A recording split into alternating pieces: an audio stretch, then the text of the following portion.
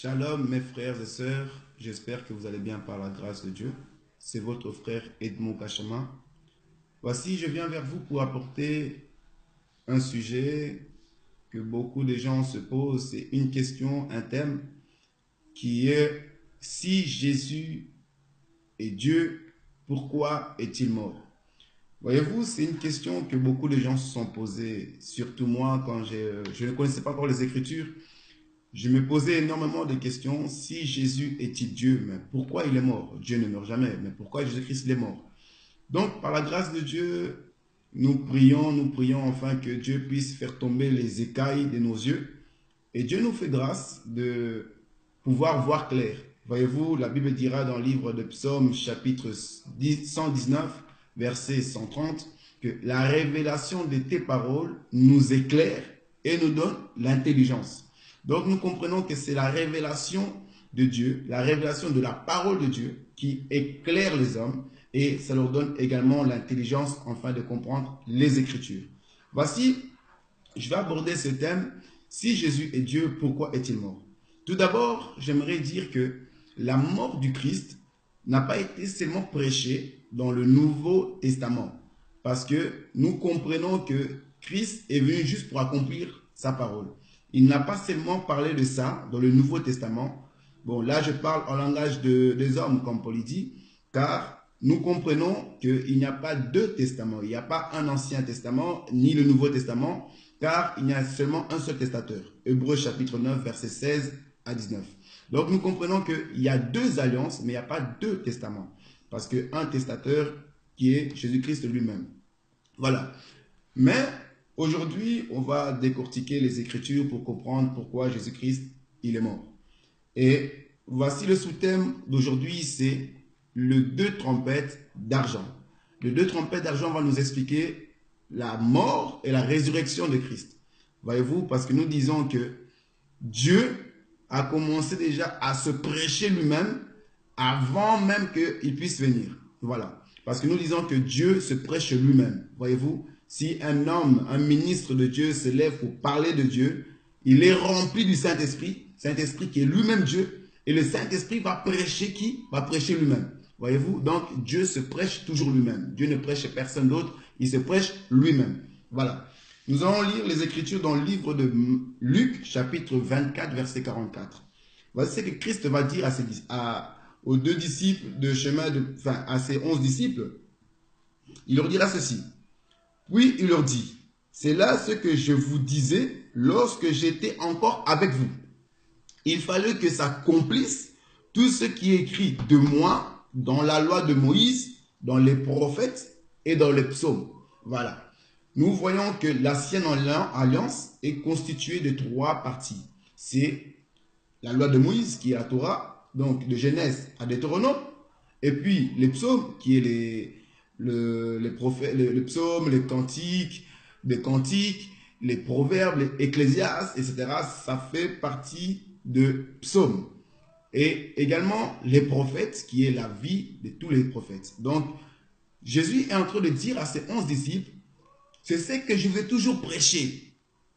Toutes ces choses-là qui devaient s'agir de moi, je vous ai parlé, mais vous n'avez pas bien compris. Donc, il fallait que tout cela s'accomplisse. Nous comprenons que Jean chapitre 5, verset 39, Jésus-Christ va venir devant les pharisiens, les scribes, etc. Il leur dira: vous sondez les Écritures, pensant trouver la vie en elles. Mais ce sont les Écritures qui rendent témoignage de moi. Donc, les Écritures, qui est la parole de Dieu, sont en train de rendre témoignage de Jésus-Christ. Donc, les Écritures prêchent que lui-même Dieu. Donc, Dieu se prêche seulement lui-même. Voilà. Donc, par là, nous allons essayer de voler tous ensemble, par la grâce de Dieu, faire tomber les écailles. Et on va parler maintenant: si Jésus est mort, si Jésus est Dieu, pourquoi est-il mort? Parce que Dieu parle tantôt d'une manière, tantôt d'une autre. Donc, c'est juste l'homme qui ne prend pas garde. Nous croyons que Dieu nous a déjà parlé plusieurs fois de sa mort et de sa résurrection. Voilà. Donc, la Bible nous dira dans Apocalypse chapitre 1, verset 8, Jésus va venir, va dire: je suis l'alpha et l'oméga, dit le Seigneur Dieu, celui qui est, celui qui était et celui qui vient. Ok. Nous comprenons que pour comprendre celui qui est, il faut d'abord comprendre celui qui était. Et c'est ainsi que tu comprendras celui qui vient. Voilà. C'est pour cela que la Bible nous dira, lorsque Dieu a apparu à Moïse, il lui dit « Je suis ». Ah. Mais après, il le dira « Je suis le Dieu d'Abraham, d'Isaac et de Jacob ». Donc, il faut d'abord comprendre. Pour comprendre celui qui est aujourd'hui, il faut comprendre celui qui était. Donc, par là, nous allons descendre. Nous allons arriver par celui qui était. Sachant très bien que Paul va nous dire dans le livre de 1 Corinthiens, chapitre 14, verset 6, verset 16, verset 6, si je ne me trompe pas. 1 Corinthiens, chapitre 14, verset 6, voilà. Il nous dira que quelle utilité j'ai envers vous si je vous parle seulement en parole, si je ne vous parle pas en révélation, en doctrine, en prophétie et en connaissance. Donc, nous comprenons que on parle de Dieu de 4 manières différentes. Donc, c'est 4 évangiles. Plus tard, nous comprendrons ça. Donc, aujourd'hui, nous allons commencer à lire les 2 trompettes. Livre de Nombres, chapitre 10, versets 1 à 2. Voilà. La Bible dit ceci. L'Éternel parla à Moïse et dit, fais-toi 2 trompettes d'argent. Tu le feras de métal massif. Elles te serviront pour la convocation, donc le rassemblement de la communauté et pour le départ de camp. Ok. Donc Dieu va dire à Moïse de dire au peuple de faire 2 trompettes d'argent. Le trompette servira à rassembler le peuple et à faire partir le peuple. Ok. Nous allons maintenant expliquer ça par la grâce de Dieu dans le livre de Genèse, chapitre 2, verset 7. Car nous disons que avant de tout expliquer, il faut d'abord revenir au commencement. Donc le commencement, c'est Genèse. Donc c'est là que Dieu a tout établi. Il a planifié ses chantiers. Genèse chapitre 2, verset 7. La Bible dit ceci. L'Éternel Dieu forma l'homme de la poussière du sol. Il insuffla dans ses narines un souffle vital et l'homme devint un être vivant. Ok. Pour comprendre cette écriture, il faut comprendre que l'homme que Dieu est en train de créer sur la terre est juste l'ombre d'une personne. Voyez-vous? Parce que Colossiens chapitre 2 verset 17 nous dira que toutes ces choses-là, c'est juste l'ombre et la réalité se trouve en Christ. Ok, on va expliquer ça. Donc, nous disons ceci. Lorsque Dieu est en train de rassembler les poussières du sol, qui est dans l'ombre, nous devons comprendre qu'il y a une réalité dans le ciel. Voilà. Parce que nous disons par là que pour que Moïse puisse construire le tabernacle, il devait d'abord voir le ciel. Donc, lorsque tu vois en haut, tu vas comprendre qu'est-ce que Dieu veut que tu puisses construire au sol. Donc, voici, il y a un homme dans le ciel et Dieu est en train de manifester l'image, l'ombre, le reflet de cet homme. Donc, cet homme dans le ciel est endormi. En d'autres termes, cet homme est mort. Dieu va rassembler les poussières afin de former le corps de cet homme. Voyez-vous? C'est ça le reflet. C'est ça l'image. Parce que nous disons que cet homme qui est ici, qui est Jésus lui-même, est mort. C'est ça qu'on va expliquer la croix plus tard. Il est mort, ou bien d'autres termes, il s'est endormi. Et on est en train d'expliquer le rassemblement de la poussière. Cela signifie quoi? Dieu est en train de rassembler les nations pour former un seul corps qui est dans le ciel. Donc, nous disons, les hommes que Dieu est en train de rassembler, ce sont les poussières de la terre. Qui va nous expliquer ça? Le témoin, c'est Genèse chapitre 13 au verset 16. Dieu va dire à Abraham, je rendrai ta postérité comme la poussière de la terre. Donc, la poussière de la terre sera la postérité d'Abraham. Nous comprenons que ce sont les hommes que Dieu est en train de parler.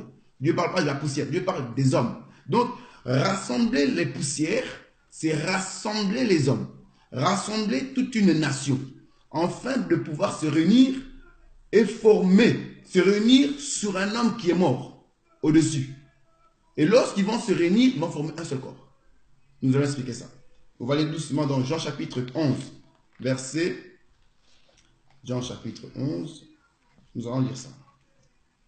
Du verset 49 à 52. Lisez avec moi et nous allons avancer tous ensemble. J'ose croire que Dieu va vous éclairer et que même ce que je n'ai pas cité, vous allez comprendre ça par vous-même. Voilà. L'un d'eux, Caïphe, qui était souverain sacrificateur cette année-là, leur dit, vous n'y entendez rien. Verset 50 de Jean chapitre 11. Vous ne vous rendez pas compte qu'il est avantageux pour vous qu'un seul homme meure pour le peuple et la nation entière ne périsse pas. Or, il ne dit pas cela de lui-même, mais étant souverain sacrificateur cette année-là, il prophétisa que Jésus devait mourir pour la nation. Verset 52. Et non seulement pour la nation, mais aussi afin de réunir en un seul corps les enfants de Dieu dispersés. Voyez-vous, c'était les poussières dispersées que Dieu va les réunir en un seul corps. Pourquoi? Pour la cause de la mort de Jésus. Car Jésus en haut est mort. Donc Dieu va rassembler les poussières de la terre. Donc il va rassembler ses enfants autour d'un mort. Donc nous comprenons qu'en vérité, Dieu est en train de réunir toute une nation. Caïphe est en train de prophétiser, il est en train de parler d'une chose qui était déjà dans l'Ancien Testament. Voilà, de l'Ancienne Alliance. Donc, à travers la mort d'une personne, toute une nation va se réunir et former qu'un seul corps. C'est ici que nous touchons aux musulmans et leur faire comprendre que Jésus est mort pour toutes les nations. Enfin, que toutes les nations soient un seul. On forme qu'un seul Adam. Ok. Voyez-vous, Jésus va éclaircir ça. Lui-même va parler dans le livre de Matthieu chapitre 24 à 28. Il dira ceci. Là où il y a le cadavre, c'est là où s'assembleront les aigles. J'aime ça. Donc, ici, Matthieu chapitre 24 verset 28, Jésus est en train de dire, là où il y a le cadavre, c'est là où s'assembleront les aigles. Voyez-vous? Et le cadavre là, c'est lui-même.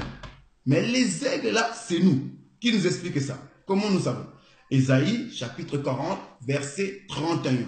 La Bible dit, ceux qui se confient en l'Éternel renouvellent leur force. Ils courent, mais ne s'enlacent pas. Voilà. Ceux qui se confient en l'Éternel renouvellent leur force. Ils prennent leurs envols comme les aigles. Ce n'est pas de nous. Ils courent, mais ne s'enlacent pas. Ils marchent et ne se fatiguent pas. Nous comprenons que c'est nous les aigles. Nous courons dans les Écritures et nous ne nous lassons pas.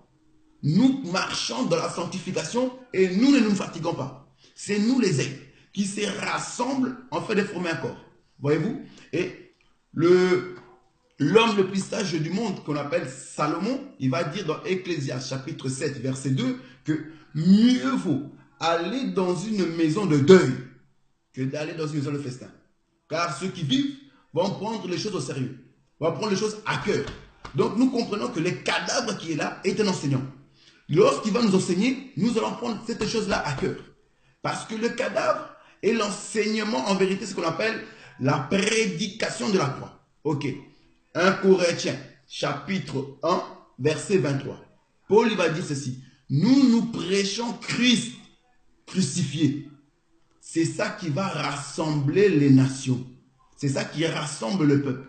Nous voyons qu'un cadavre, un deuil, rassemble la famille. Même si ton oncle se trouve en Espagne, ta tante se trouve en France, ton frère se trouve en Belgique, l'autre se trouve peu importe où. Mais s'il y a un deuil, cette personne-là va faire un déplacement. Il va se rassembler parce que le deuil est une prédication de l'unité. Voilà. Lui-même, Christ, il va nous réunir à travers sa mort. C'est comme ça que nous sommes en train de dire que la première trompette, la trompette de rassemblement que le peuple va sonner, c'est la trompette de la prédication de la croix. Ok.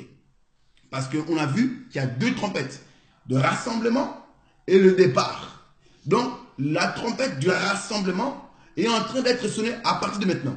Parce que nous sonnons la trompette de Jésus-Christ crucifié. Nous sonnons la trompette pour dire qu'il y a un cadavre, il y a un mort dans la famille et le peuple doit se rassembler. La famille doit se rassembler afin de pouvoir honorer ce cadavre.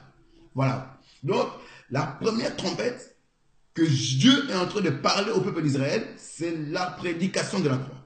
Ah, parce que c'est ça la prédication de la croix qui nous sauve. Voilà, voyez-vous. Et nous allons parler maintenant de la deuxième trompette. Et pour parler également de la deuxième trompette, nous ne pouvons pas le parler comme ça. Nous devons encore revenir au commencement. Voyez-vous, parce que c'est comme ça que nous prêchons Jésus. Nous parlons de Dieu qui est, mais pour comprendre le Dieu qui est, il faut comprendre celui qui était. Donc, nous allons descendre. Genèse, toujours là où on était, Genèse chapitre 2, verset 7. La Bible va dire ceci. Lorsque Dieu va rassembler la poussière de la terre, qu'est-ce qu'il va faire? J'aime ça. Il va souffler dedans. Donc, il va souffler son esprit lorsqu'il va rassembler les nations pour former un seul corps. Lorsque les nations formeront un seul corps, c'est là que Dieu va souffler son esprit. Lorsqu'il va souffler son esprit sur cet homme qui était mort, qui n'avait pas la vie, la Bible dira que le corps va avoir le souffle de vie et il va se lever. Ok. Nous comprenons, c'est ça la trompette. Parce que lorsque la trompette, ça s'accomplit où? Dans Actes chapitre 2, verset 4. Nous voyons au Pentecôte. Les nations se sont réunies. Le peuple se sont réunis. Et ont formé un seul corps. Et l'Esprit de Dieu est descendu. Lorsque l'Esprit de Dieu est descendu, c'est là maintenant que la deuxième trompette a sonné.